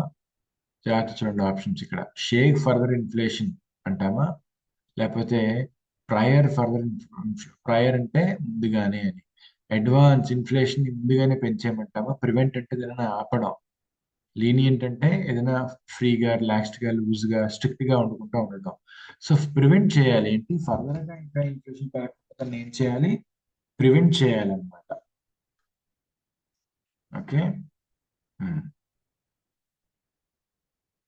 Which the following words will, okay, which the following words will fill in the word given. ఇక్కడ మనకి చూడండి జాగ్రత్తగా, నెక్స్ట్ ఆప్షన్ చూడండి, ఇక్కడ ఏమంటున్నాడు, మీరు జాగ్రత్త ఇక్కడి నుంచి చూస్తే, additionally global uncertainties including volatile oil prices and geopolitical tensions add to the dash of decision making, add to the dash of decision making. Additionally, global uncertainties, including volatile oil prices and geopolitical tensions, add to the dash of decision making. Additionally, global uncertainties, including volatile oil prices and geopolitical tensions, add to the dash of decision. అంటే ఏంటి, already ఉన్న problem కి ఇంకా tensions add అవుతున్నాయని చెప్తున్నాడు ఇక్కడ. Additionally అంటే అర్థం అది, ఆల్రెడీ వొలటైల్ అంటే ఏంటి, ఈ రోజు ప్రైస్ ఎలా ఉంటుందో రేపు ఎలా ఉంటుందో తెలియదు, దాన్ని వొలటైల్ అంటారు అనమాట. జియో పొలిటికల్ టెన్షన్స్ చూడండి, ఇప్పుడు ఇండియాకి అమెరికాకి ఇరాన్కి వీళ్ళకి ఒక్కొక్కసారి ట్రేడ్ టెన్షన్ ఉంటుంది, లేకపోతే వీళ్ళకి వాళ్ళకి సరిగ్గా ఉండదు. So add to the dash of decision making అంటే ఆల్రెడీ ఉన్న ప్రాబ్లం ఇంకా ఎక్కువ ప్రాబ్లం యాడ్ అవుతుంది అంటున్నాడు. సో ఏంటి, మెలియారిటీ, ప్రాక్సిమిటీ, కాంప్లెక్సిటీ, వర్బోసిటీ, ఆస్టెరిటీ, ఇవన్నీ కష్టమైన పదాలే. ఆస్టెరిటీ అంటే అస్సలు ఎలాంటి కంఫర్ట్ లగ్జరీ లేకుండా చాలా సింపుల్ గా సాదా సీదాగా ఉండడం, దానికి ఆన్సర్కి సంబంధం లేదు. వర్బోసిటీ అంటే వాడాల్సిన దానికంటే ఎక్కువ పదాలు వాడడం వర్బోసిటీ అంటే. వర్బ్ అంటే ఒక పదం కదా, వర్బల్, ఐ వర్బలైజ్ మై థాట్స్ అంటే నేను పదాల్లో పెడతానని అర్థం. కాంప్లెక్సిటీ అంటే చాలా కాంప్లికేటెడ్ గా ఉండదు. ఇప్పుడు చూడండి మనకి ఇన్ఫ్లేషన్, ఇంట్రెస్ట్ రేట్లు తగ్గిస్తే ఒక బాధ, ఇంట్రెస్ట్ రేట్లు పెంచితే ఒక బాధ. సో ఎలా చేయాలో తెలియదు కాబట్టి ఇది కాంప్లెక్సిటీ అన్నమాట. ప్రాక్సిమిటీ అంటే దగ్గరగానే, అప్రాక్సిమేట్ గుర్తుపెట్టుకోండి, దగ్గరగా అని అర్థం. At the dash of decision making. With inflation, with inflation exceeding comfort levels, the central bank may opt to keep rates steady, prioritizing stability over growth in the near term. The scenario highlights the dedicated trade-off between promoting economic recovery and ensuring inflation remains under control. Dash a challenge. మనకి ఇది ఒక challenge ని విసురుతుందంట. మనకి ఏంటిది, ఒక challenge ని, ఇప్పుడు posing a challenge, caving a challenge, aiding a challenge, having a challenge, ruling a challenge. మనం ఎప్పుడు కూడా గుర్తుపెట్టుకోండి, అప్రాప్రియేట్ గా ఛాలెంజ్ తో మనం వాడాల్సిన పదం ఏంటంటే పోజ్ ఏ ఛాలెంజ్. ఏంటండి, పోజ్ ఏ ఛాలెంజ్ అనేది. సార్ మిగతా ఎందుకు వాడడం సార్ అంటే అర్థం లేదు, లేదా కోలొకేషన్ జరగదు. కోలొకేషన్ అంటే సాధారణంగా ఛాలెంజ్ తో వచ్చే పదం ఏమవ్వాలి, పోజ్ అవ్వాలి అనమాట, పోజ్ అవ్వాలి. ఇప్పుడు చూద్దామా నెక్స్ట్, మనకి ఏమంటున్నాడు, ఇందులో స్పెల్లింగ్ మిస్టేక్ ఏంటి అంటున్నాడు అనమాట. మీరు జాగ్రత్తగా గమనిస్తే, although he has fallen into disgrace, although he has fallen into disgrace, the effort on his reputation will probably be more temporary than indelible. ఏంటండి, although he has fallen to disgrace, the effort on his reputation, the effect, the effect on his reputation will probably be not more temporary than. అంటే ఏమంటున్నాడంటే ఆయన ఆయన ఆయన ఆయన reputation మీద దెబ్బ పడింది, ఆయన రెప్యుటేషన్ మీద దెబ్బ పడింది కదా, అది కేవలం తాత్కాలికం మాత్రమే, పర్మనెంట్ కాదు అని చెప్తున్నాడు అనమాట. ఓకేనా. సో లాస్ట్ పదం మీరు చూస్తే డిస్గ్రేస్ స్పెల్లింగ్ కరెక్టే, రెప్యుటేషన్, డిస్గ్రేస్ అంటే అవమానం అన్నట్టు అనమాట. ఇక్కడ రెప్యుటేషన్ అంటే పరువు ప్రతిష్ట, ప్రాబబ్లీ అంటే అవకాశం అని, ప్రాబబ్లీ అంటే మేబీ అలా అనమాట.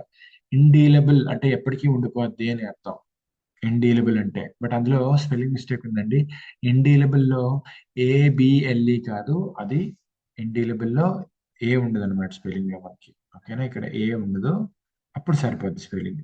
మీరు మోస్ట్ కామన్లీ మిస్పెల్డ్ వర్డ్స్ తీసుకుంటే అందులో ఏబిఎల్ఈ ఖచ్చితంగా ఉంటుంది. ఏబిఎల్ఈ ఉండకూడని చోట పెట్టడం, బిఎల్ఈ ఉండాల్సిన చోట ఏ యాడ్ చేసేస్తారు, కామన్ గా ఉంటుంది, అది చూసుకోండి. ఇంకా the band will serenade the birthday girl after the waitress brings her cake. ఇప్పుడు జాగ్రత్త చూడండి, ఇప్పుడు ఒక మనం ఏదైనా ఫుడ్ కోర్ట్కి వెళ్ళినప్పుడు, ఫర్ ఎగ్జాంపుల్ బార్బిక్యూ నేషన్కి వెళ్ళినప్పుడు, మనం వాళ్ళు మన బర్త్డే అని తెలిస్తే ఏం చేస్తారు, వాళ్ళకి సెపరేట్ గా తీసుకెళ్ళి మనకు క్యాబిన్ లాంటిది ఇచ్చి వాళ్ళందరూ వచ్చి మనకి చప్పట్లు కొట్టి పాట పాడతారు అనమాట.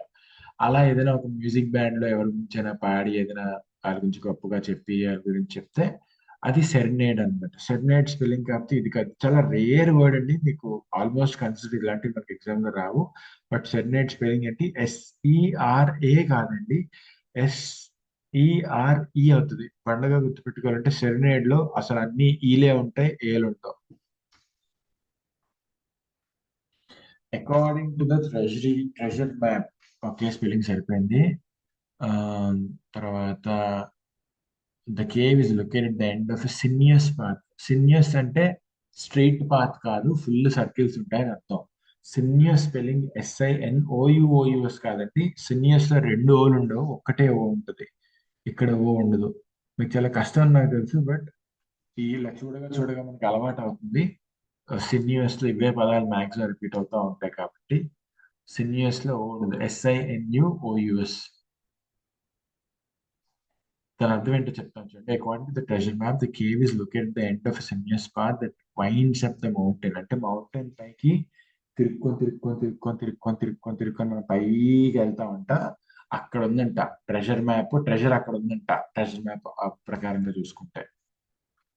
ద గర్ల్ అట్టర్డ్ అండ్ ఎక్స్ప్లీటివ్ అంటే ఏంటి? ఎవరైనా తిట్టుకోవడం, ఎవరి మీదైనా చిరాకు పడడం, నోట్లో కొనుక్కోవడం, సనుక్కోవడం, దాన్ని ఎక్స్ప్లీటివ్ అంటారు. ఏదైనా బూతలా వదలడం. The girl uttered an expletive when she received a low score on an important exam. చాలా కామన్ గా వాడే వర్డ్ అనండి ఎక్స్ప్లీటివ్. EXPLETIVE, అది ITIVE కాదు. ఎక్స్ప్లీటివ్ EXPLE వస్తుందండి. మీరు గమనిస్తే ఐ ప్లేస్ లో ఈ ప్లేస్ లో ఐ చాలా కామన్ గా పెడతారు. మరి ఇప్పుడు నెక్స్ట్ ప్యాసేజ్కి వెళ్దామా? 25th వన్ చూద్దామా? The initial acquaintance, once tenuous and ephemeral, transformed into an unassailable alliance fostered by serendipitous interactions and unwavering fidelity. చాలా కష్టంగా ఉంది కదా మీకు అర్థం కావడానికి. ఎక్వింటెన్స్ అంటే పరిచయం. ఇనీషియల్ గా ఒకరికొకరికి పరిచయం మాత్రమే ఉందంట. ఎక్వింటెన్స్ స్పెల్లింగ్ అది కాదండి. ACQUAIN ఏంటండి? ACQUAIN TANC అని ఇచ్చాడు కదా. అందులో యాక్చువల్ కరెక్ట్ గా ఏం రావాలంటే ACQUAIN ఒకసారి ఆగండి, ఇది కరెక్ట్. ఏ రాస్తాను, క్లారిటీ ఉంటుంది ఇక్కడ.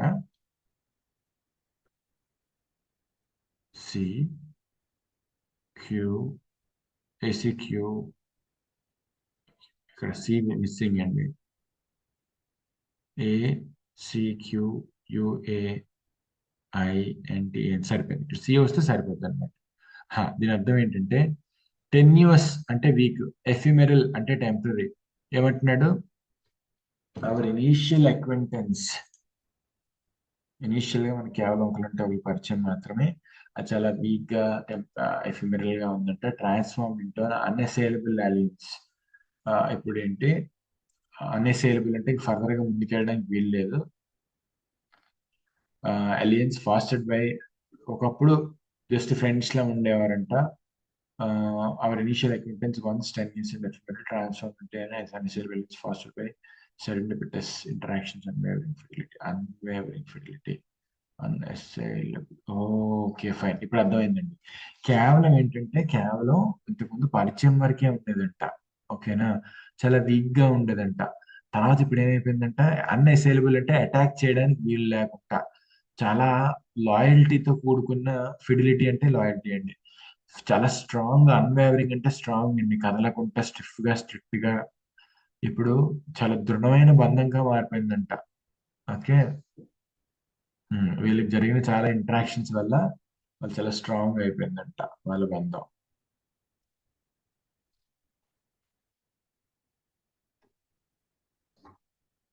ఈ ప్యాసేజ్ చేస్తారా?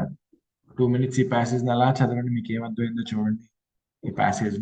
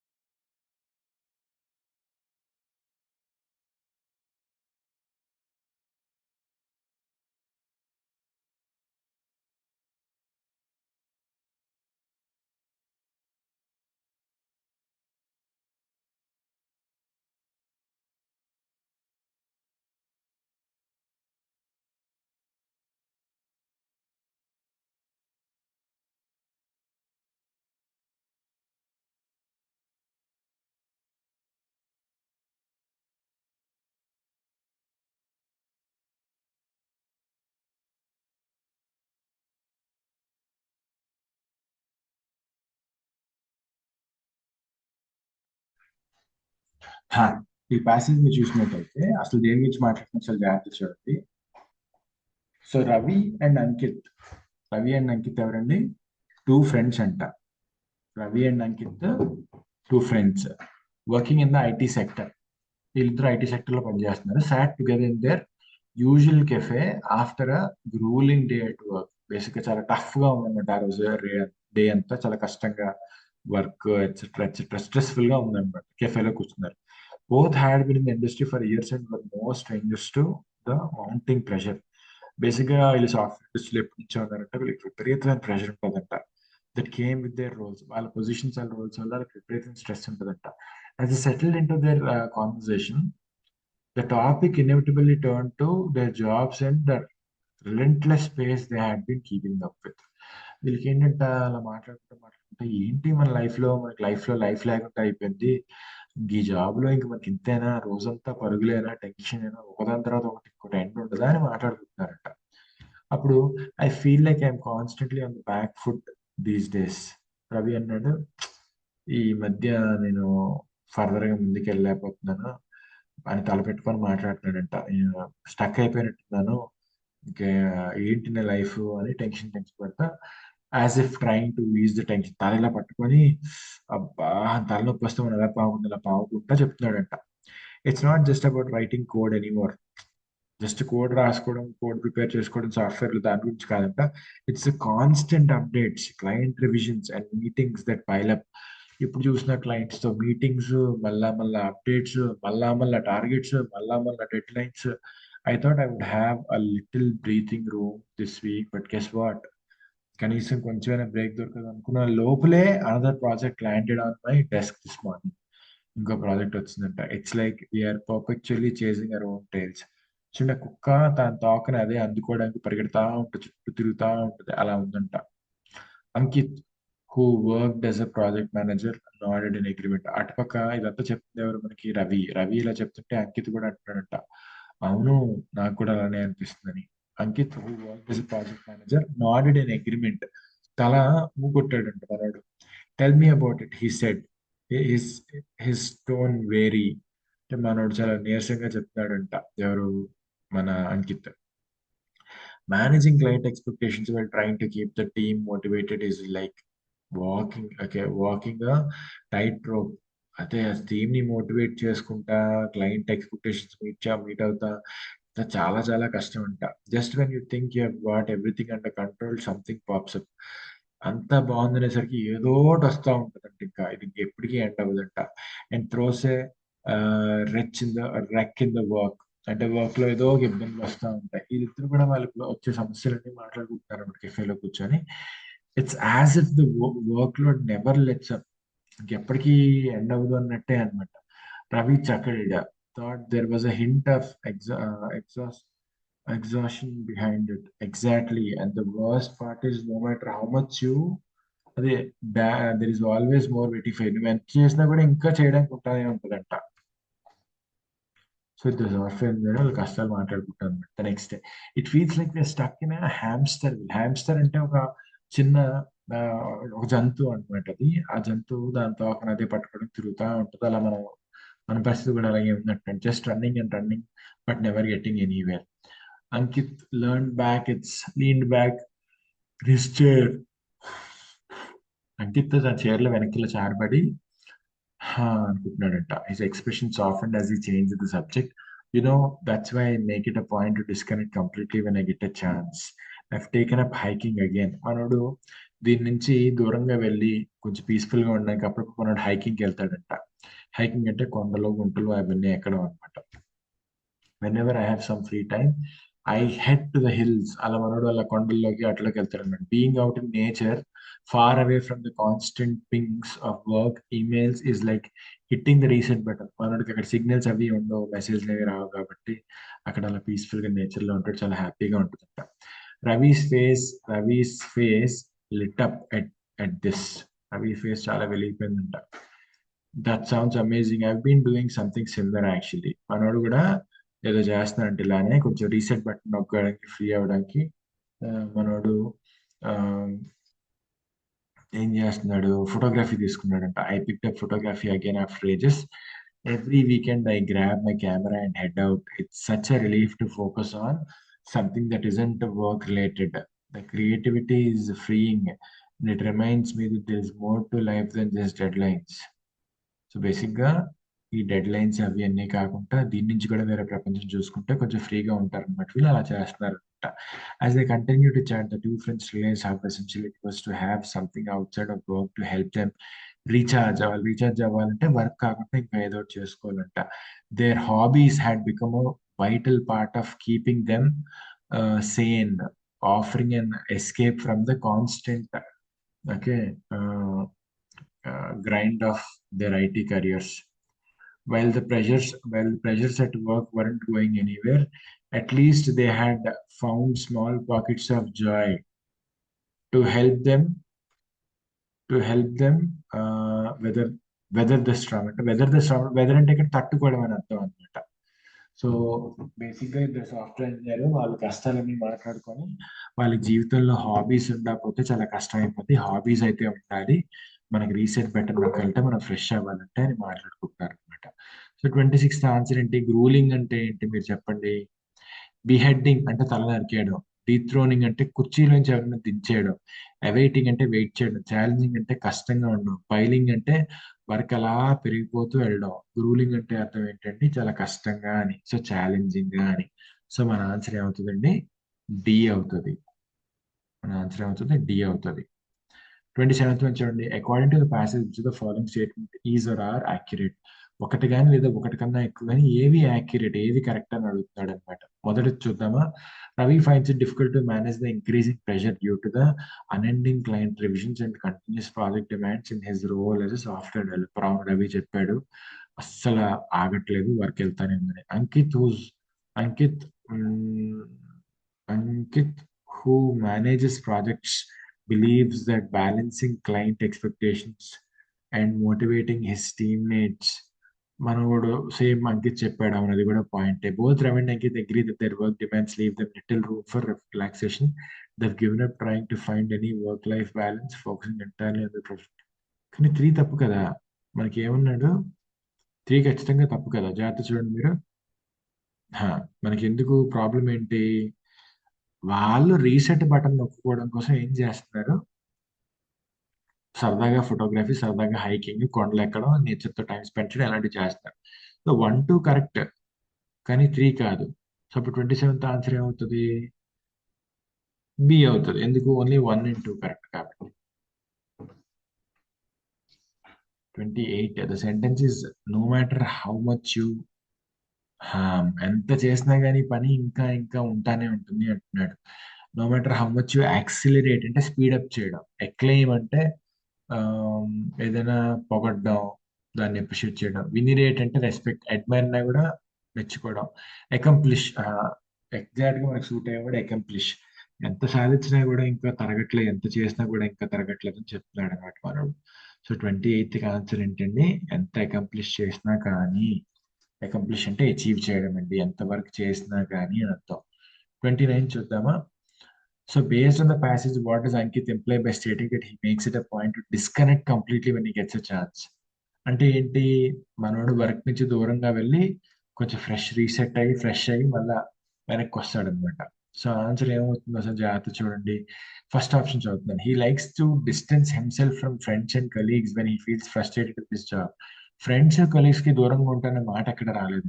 Next the, he often hikes in the hills to contemplate work challenges and develop new strategies. వాడు హిల్స్ కి హైకింగ్ కి వెళ్తాడు, కానీ వర్క్ నుంచి తప్పించుకోవడానికి అక్కడికి వెళ్తాడు, అక్కడ వర్క్ చేసుకోవడానికి వెళ్తాడు అని బీలో ఉంది. సో బి కూడా కాదు.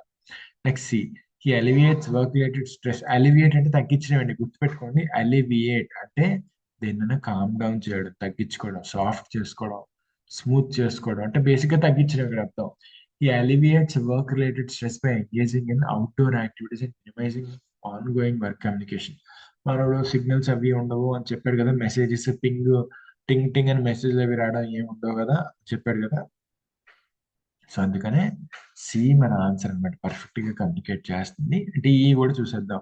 ఈ prefers to work remotely from hills. అస్సలు కానే కాదు, వర్క్ తప్పించుకోవడానికి హిల్స్ కి వెళ్తున్నాడు మనోడు. సో డి ఏమంటుందంటే హిల్స్ లో వర్క్ చేసుకోవడానికి వెళ్తాడు అంటుంది. Next he views nature trips as a break from his duties. ఏంటండి? He views nature trips as a break from his duties. He views nature trips. He views nature trips as a break from his duties, even though he continues to check. అదిగో చూడండి, మళ్ళీ ఈలో problem ఏంటంటే అక్కడ కూడా వెళ్ళి మనోడు email check చేసుకుంటాడని చెప్తున్నాడు. అసలు అలాంటి సందర్భమే లేదు కాబట్టి సి మన క్లియర్ ఆన్సర్. 30th చూద్దాం. What does Rohit want to convey using the idiom chasing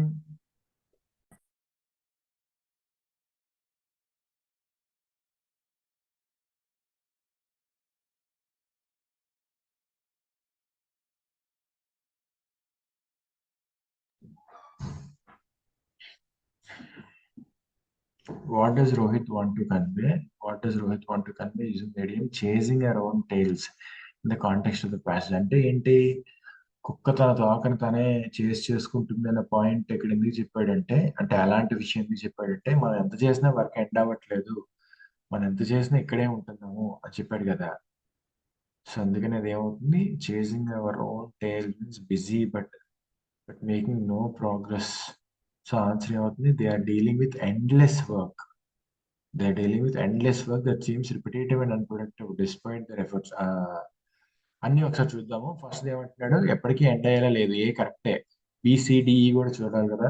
they feel like they are struggling to balance both personal life professional life balance కోసం అక్కడ మాట్లాడలేదు. అసలు వర్క్ ఎండ్ అవ్వట్లేదే మాట్లాడారు అంతే. నెక్స్ట్ సి చూస్తున్నా. They constantly solve new problems but each success leads to increased responsibility making them feel empowered. Okay, they constantly solve new problems, but each success leads to increased responsibility, making them feel empowered. They constantly solve new problems, but each success leads to increased responsibility, making them feel empowered. చూడండి, అక్కడ last లో C లో positive ఉంది. వాళ్ళు యాక్చువల్గా frustrated గా disturb గా feel అవుతున్నారు, కానీ ఇక్కడ ఫీల్ ఎంపవర్డ్ అని ఇచ్చాడు. సో సి మన ఆన్సర్ కాదు. అందువల్ల డి చూస్తే they are frequently moving between different projects without fully completing any of them. They are frequently moving. They are frequently moving between different projects. They are frequently moving between different projects without fully completing any of them.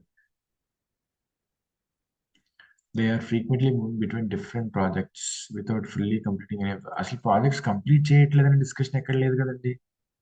Next, they are always head of the deadlines. అసలు deadlines కన్నా ముందే చేసేస్తున్నారని ఎక్కడ discussion లేదు. So మన answer ఏ. ఎందుకు animal దాని తోకను అదే చేసి చేసుకుంటున్న సందర్భం ఇక్కడ ఎందుకు వాడారంటే వర్క్ ఎప్పటికీ ఎండ్ అవ్వట్లేదని. సో 30th ఏ మన answer. Which of the following words can best replace the word less to make the stats grammatically and contextually? Which of the following words can best replace the word less? Which of the following words can best replace the word less to make the sentence grammatically and contextually correct? అసలు ఎక్కడుందో చూద్దాం. ఇది less అనేది దేనైనా highlight చేశారు ఎక్కడైనా? Pile up chasing around tile. ఏ sentence గురించి మాట్లాడుతున్నాడు?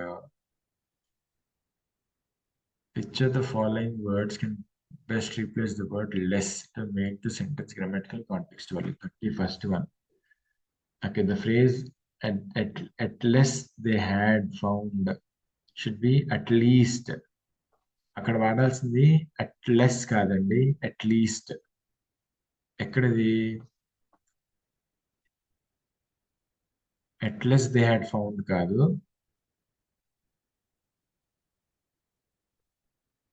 జాగ్రత్త చూడండి ఎక్కడుందో. ది వర్స్ట్ పార్ట్ ఇస్,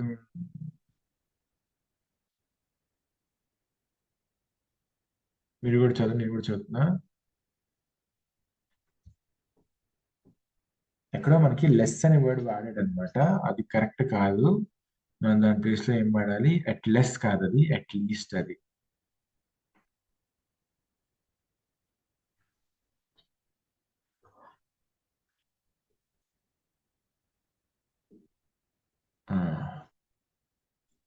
ఎక్కడుంది? అట్ లెస్ కాదు, అది at least. Okay,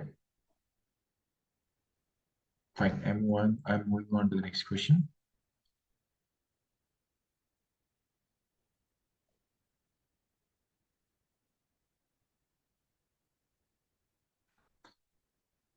According to the passage, which of the following statements is or are true?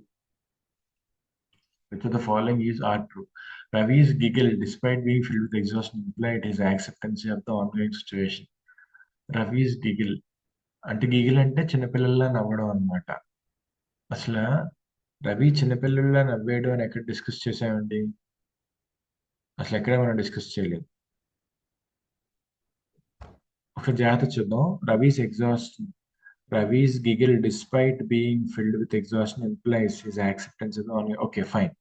ఇక్కడ రవి నవ్వాడు అంటున్నాడు అనమాట. ఆ సందర్భం ఏంటో ఒకసారి జాగ్రత్త చూసుకొని మళ్ళీ ప్యాసేజ్కి వెళ్ళి జాగ్రత్త చూద్దాం. నెక్స్ట్ చూడండి. Both recognized that pursuing hobbies outside the work was essential for రిజర్వనేషన్ అంటే మళ్ళీ రీఫ్రెష్ అవ్వడం. ఇద్దరు కూడా ఒప్పుకున్నారంట, అవును నువ్వు ఫోటోగ్రఫీ, నేను హిల్స్ హైకింగ్ చేయడం, ఇవన్నీ చేస్తే తప్ప మనం రీసెట్ అవ్వలేమని. సో రెండోది కరెక్టే. మూడోది చూద్దాం. ద డిస్కషన్ స్విఫ్ట్లీ షిఫ్టెడ్ అంటే తొందరగా షిఫ్ట్ అయింది అనమాట to the stress of their hectic work schedules. So వాళ్ళు ఏదో డిస్కషన్ మొదలెట్టారు, అలా స్ట్రెస్ వైవ్ అయిపోయింది. సో 2, 3 రెండు కూడా కరెక్టే. మనకి 2, 3 ఉన్న ఆప్షన్ ఏముందండి? ఇదిగో ఇది ఉంది. ఆన్సర్ సి అవ్వచ్చు. ఒకసారి ఫస్ట్ ఆప్షన్ కూడా చూద్దాం.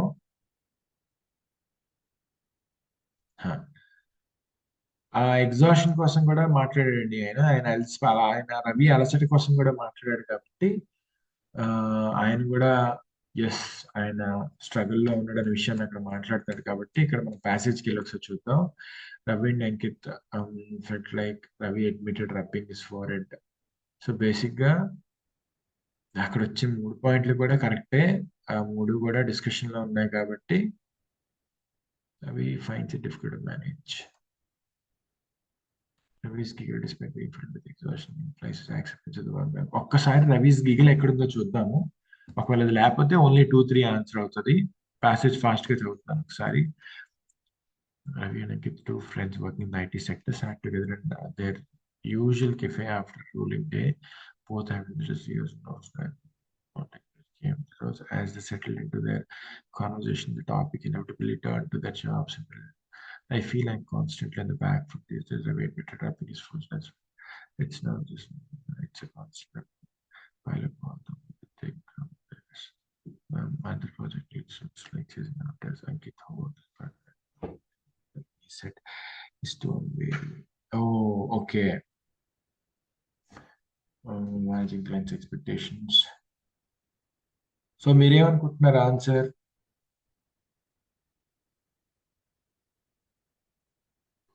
ఓన్లీ 2, 3 అవ్వచ్చా, లేకపోతే 1, 2, 3 కూడా అవ్వాలా?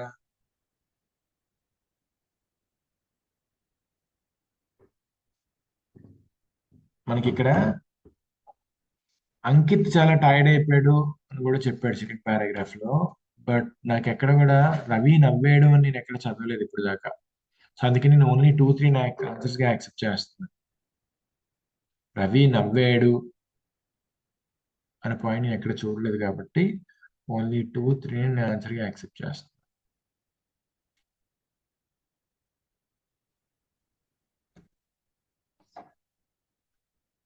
బేస్డ్ ఆన్ ద ప్యాసేజ్ ఒకసారి 32 అయిపోయింది కదా, 33 చేస్తారా?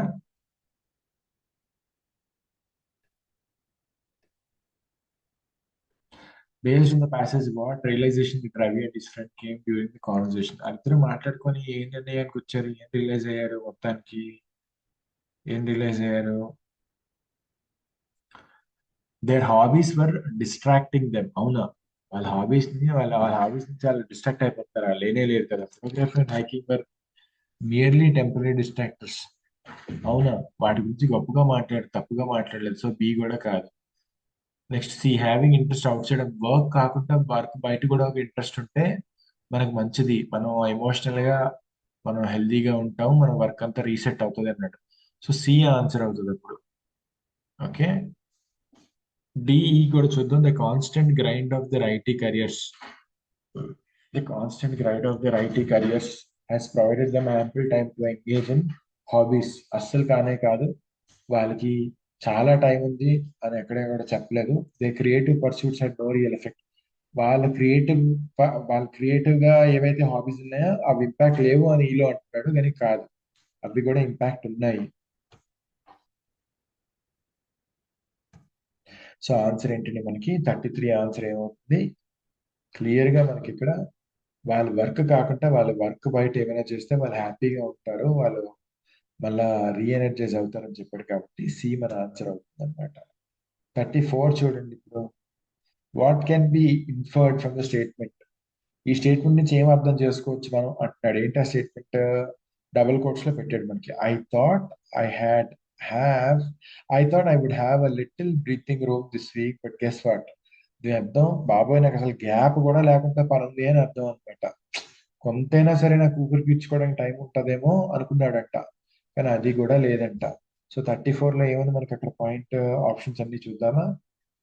First the, the speakers work load was reduced. అవునా, వర్క్ లోడ్ రెడ్యూస్ అయిందని చెప్పట్లేదు, వర్క్ లోడ్ పెరిగిందని చెప్తాడు. సో ఏ కాదు. బీకి వస్తే, the speaker manage to complete their work on time, enjoying a brief period of rest afterwards. అసలు బ్రేకే లేదని చెప్తున్నాడు కదా, సో బీ కాదు.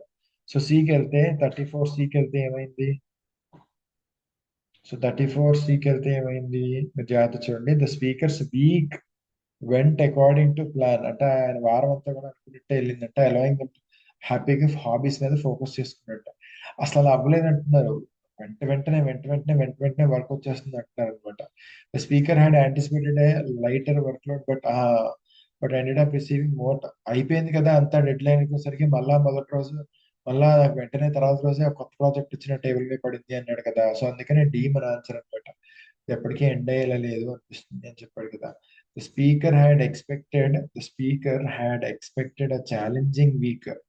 స్పీకర్కి ఏంటంటే చాలా ఛాలెంజింగ్ గా వీక్ ఎక్స్పెక్ట్ చేశాడు. అని లేదు కదా, ఆయన కొంచెం రిలాక్స్ అవుతారని ఎక్స్పెక్ట్ చేశాడు, బట్ వెంటనే వర్క్ వచ్చింది. సో డి మన ఆన్సర్ అవుతుంది అనమాట. సో మన ఇక్కడితో మన రీడింగ్ కాంప్రహెన్షన్ అయితే అయిపోయింది. పైలప్ అంటే ఏంటి? పని ఎలా పెరిగిపోవడం అనమాట. పైలప్ అంటే ఏంటి? పని ఎలా పెరిగిపోవడం.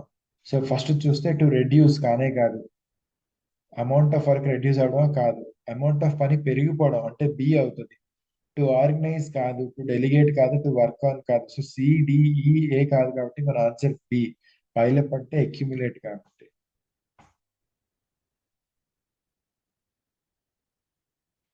Choose the most appropriate phrase from the given options that must fill in the blank to form a grammatically correct and contextually meaningful phrase.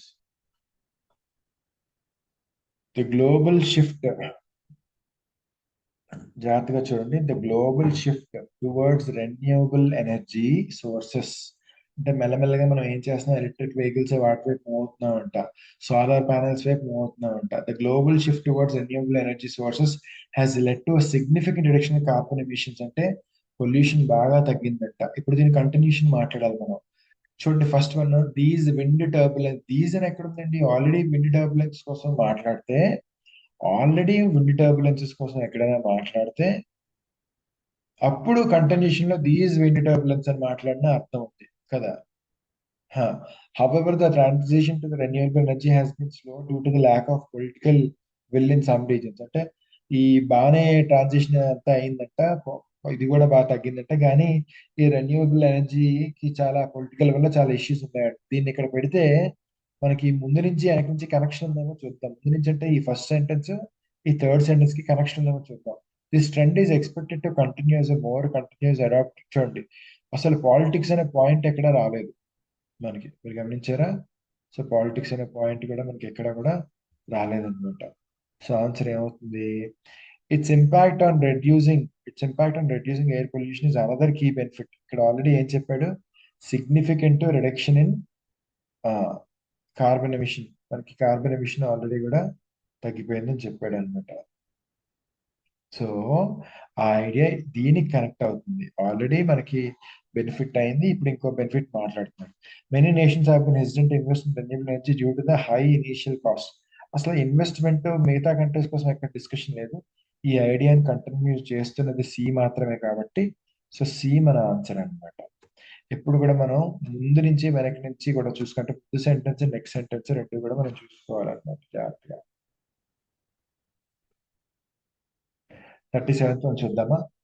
The development of the electric vehicles, the development of the electric vehicles has brought significant changes to the automotive industry. Electric vehicles రావడం వల్ల చాలా significant changes అయితే వచ్చిందంట. ఇప్పుడు మనం ఇక్కడ further గా continuous ఇక్కడ ఏమి ఇచ్చారు చూడండి. As more companies focus on producing EVs, the demand for changing infrastructure and battery technology continues to rise ఇది చెప్తాడు. ఇప్పుడు ఈ రెండింటికి కనెక్ట్ చేస్తూ point, this has resulted in cost impact in global oil prices which have dropped significantly. Okay, బానే ఉంది, కానీ దీనికి ఈ ఈ థర్డ్ సెంటెన్స్ కి కనెక్షన్ లేదండి. ఆయిల్ ప్రైసెస్ ఎందుకు వచ్చింది మధ్యలో? EV manufacture investing heavily in research to improve the range of efficiency of electric batteries as more companies. చూడండి, మనకి ఈవీ వెహికల్స్ కోసం మాట్లాడుతున్నారు కాబట్టి, ఇది ఈవీ వెహికల్ కోసం మాట్లాడుతుంది కాబట్టి, ఇక్కడ ఇండస్ట్రీస్ కోసం మ్యానుఫ్యాక్చరింగ్ ఎలా ఎలా మారిందో ఆడేమన్నాడు, significant changes to the automotive industry అన్నాడు. ఆ చేంజెస్ ఇదనమాట బి. వాడు ఏవైతే చేంజెస్ చెప్పాడో ఆ చేంజెస్ బి కదా. సో మిగతా కూడా చూద్దాం. Despite these advances hybrid vehicles are still seen as, అసలు హైబ్రిడ్ వెహికల్స్ డిస్కషన్ లో ఎక్కడ ఉందండి? హైబ్రిడ్ వెహికల్స్ కోసం డిస్కషన్ లేదు కదా. మనం ఒకటే థీమ్ మాట్లాడుతాం, ఎలక్ట్రిక్ వెహికల్స్ వల్ల ఏం మార్పులు వచ్చాయి. The EV industry faces challenges కోసం అసలు ఎక్కడ డిస్కస్ చేయలేదు చూడండి మీరు. సో కాబట్టి మన ఆన్సర్ ఏమవుతుంది, బి అవుతుందండి. సో మనం ఏం చేయాలి, లాజికల్ గా పై సెంటెన్స్ కి తర్వాత సెంటెన్స్ కి ఏది కనెక్ట్ చేస్తుందో చూసుకోవాలన్నమాట. 38 చూడండి, the expansion of 5G technology promises to transform communication networks enabling faster data transfer and more reliable connections. So basic గా 5G వల్ల చాలా చాలా బెనిఫిట్స్ వస్తాయంట. కంటిన్యూషన్ లో మనం తర్వాత ఏముంది, as a result industries such as health care, transportation and entertainment are expected to benefit significantly from this దీని వల్ల అంత పాజిటివ్ గానే చెప్తాడు, అంత పాజిటివ్ గానే బాగానే మార్పులు వస్తాయని చెప్తాడు. మనం ఏది బాగా కనెక్ట్ అవుతుందో చూద్దాం. The implementation of 5G requires substantial investments in the new infrastructure and equipment. మన ఇన్ఫ్రాస్ట్రక్చర్ కోసం ఎక్విప్మెంట్ కోసం ఎక్కడైనా మాట్లాడామా? దాని రిక్వైర్మెంట్స్ కోసం ఎక్కడైనా మాట్లాడామా? The implementation of 5G requires, okay, the expansion of 5G technology transforms communication network as a result. మనం substantial investment in infrastructure and equipment, మనకి ఇన్వెస్ట్మెంట్ కోసం ఎక్కడ మాట్లాడలేదండి. Many users are connected about health care effects of prolonged exposure to, many users are concerned. అసలు దీనివల్ల negatives ఏమున్నాయో ఎక్కడ discussion లేదు. ఇది ఒక వ్యాలిడ్ పాయింటే అవ్వచ్చు, బట్ ఇక్కడ ఏదైతే మనం దేని గురించి మాట్లాడుతున్నామో అదే ఐడియాలో మనం కంటిన్యూ అవ్వాలన్నమాట. కొత్త ఐడియాలోకి వెళ్ళకూడదు, జంప్ కొట్టకూడదు. Several countries have already begun adopting 5G, though its rollout has been slower than expected in some regions. As a result, అంటే ఇక్కడ యాజ్ ఎ రిజల్ట్ అన్నట్టు పాజిటివ్ గా రావాలి. మనకి ఫాస్ట్ గా అడాప్ట్ చేసుకోలేదని ఒక నెగిటివ్ పాయింట్ చెప్పాడు సిలో, దానివల్ల బెనిఫిట్ ఎందుకు జరుగుతుంది? సో ఫైనల్ గా ఈ ఐడియా కరెక్ట్ అవ్వాలి కదా యాజ్ ఎ రిజల్ట్ అనే దానికి. తర్వాత it's ability to support real time communication, massive device connectivity makes it ideal for emerging technology. ఇదంతా పాజిటివ్ గానే ఉంది. మనకి ఈ అంత పాజిటివ్ ఐడియాలో డి ఒక్కటే సింక్ అవుతుంది కాబట్టి డి మన ఆన్సర్ అనమాట. సో బేసిక్ గా మనం ఐడియా జంప్ కొట్టకూడదు, అదే థాట్ లో అదే పాజిటివ్ మోడ్ లోనే ఉండాలన్నమాట. అది rule. 39th question, advances in biotechnology. Advances in biotechnology have opened new possibilities for treating previously incurable diseases.